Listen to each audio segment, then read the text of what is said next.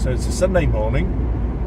It's about a quarter of an hour before sunrise, and I'm heading out to the Shropshire Hills, namely Cardigmill Valley, which is not a hill. You probably guessed it from the name. But from Cardigmill Valley, I'm going to head up onto the Long Mynd, named literally meaning the long mound or mountain. It's not a mountain. I'm making up as I go along, really. Because of the hills in the way, you won't actually see the sunrise come up over the horizon. So I want to get up on top of the Long Mynd to see the sun come up over the neighbouring hills. So actually, although I've only got just under 15 minutes till the sun comes up over the horizon, I've actually got a bit longer than that to get a bit higher up and see a decent sunrise coming up over the hills. So I hope to bring you that on video in a bit. 40 minutes? Ain't gonna take 40 minutes, we'll smash that. Whew. Glad I layered up because it's a little bit fresh this morning. So as I set out, the car said it was 8 degrees, I think. And then as I arrived here, the outside thermometer said that it was about 6 degrees.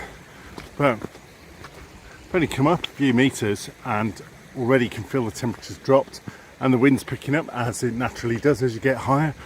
So yeah, I'm glad I layered up. I'm glad I've got at least some liner gloves with me as well, because I expect it to be quite windy up on the top. Forecast for quite strong winds today, and it's always windier up there. Well, we've had quite a lot of rain this week, and it's showing in the brook. Look, so last time I came up here, which I think was only last weekend, this was really dry. And that's one of the things that I really love about Cardigmill Valley and the Long Mynd, is that every time you come up it's different. You know, you can really see the change, the shift in the seasons. Now as we're heading into autumn, it's different again. Not to mention there's about 21 square miles of the Long Mynd, so you know there's a fair amount to explore, and that's something I've tried to do, is go somewhere different each time. And there's the sun. Can't quite see it, but it's peaked up over the hill there, still behind some cloud, so I wouldn't have gotten to see a sunrise as such, but still beautiful. Hey, now that actually looks like a proper waterfall, much better than the trickle it's been in recent months. I sound like I'm complaining about a waterfall, don't I? I'm not.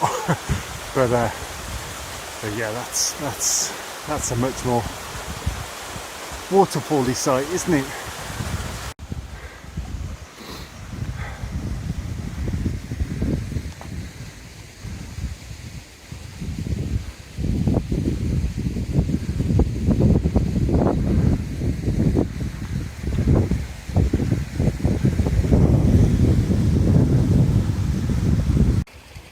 Now that's what we're talking about.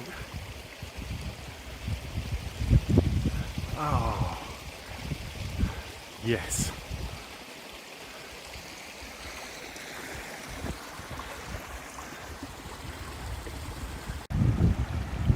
You know what? This is another one of those times when the camera just can't capture how beautiful it is here. Aha! Oh, I don't know if you can see that. There's been a heron, I guess, fishing out the stream since I parked up, and as I get about 10 metres from it, it obviously thinks that I'm some sort of predator and flies further upstream, but of course that's the direction I'm walking, so I've been seeing it every few minutes as I catch up with it. Anyway, what was it I was saying? So at the moment I'm undecided whether to follow that track up there or take a shortcut up there and catch in the view of the sun over there. Undecided really. The heron's telling me to go that way, isn't it? I'm following the heron. We'll find out soon, won't we? Flip a coin. each clip with the sniff, don't I? So I couldn't decide whether to go right or left. So I took the sensible option, which is what's the middle ground? Literally down the middle. So there's a crag here.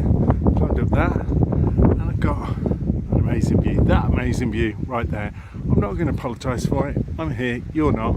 It's amazing.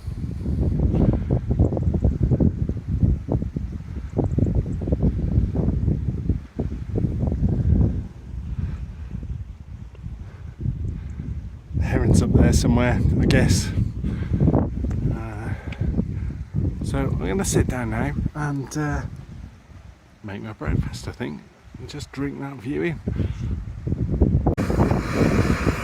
What's inside the cook pot, I hear you ask? Well, there's a little bit of a homemade breakfast. Say homemade. Some of those breakfast in a can things, and then I made like a little scrambled egg omelette and grilled some bacon, chucked all that into a food pouch, and that food pouch is boiling away with some water inside there. But this is a new cheaper stove, one that's a bit more windproof than the jet boil, and I bought this bio-maple stove can off AliExpress. I think it's about 17 quid. Aluminium, super light, nearly as light as my titanium one. But what you'll notice at the bottom there is it's got a heat exchanger like the jet boil. So it boils up pretty damn quick. I'm impressed, I really am. And it's blowing a bit up here, and this stove seems to be coping fine with it. So I'm just going to let that simmer away a bit, heat up my breakfast, and then I'll get some water on for a tea. Nom nom nom. How's it doing? Can't be long now.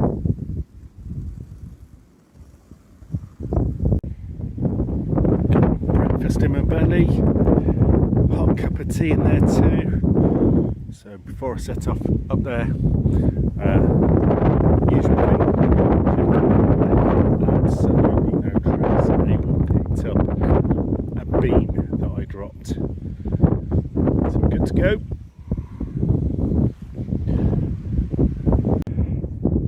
It is blowing quite a bit up here now, so you're not.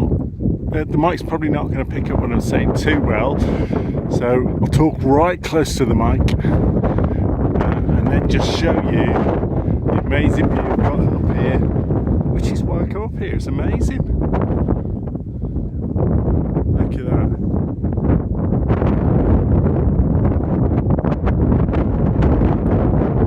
So that peak you can see in front of me, that's Yearlit, and before it went down into Tiny Brook Valley, I'm going to just come to the top of Yearlit and get another look at the views from up there.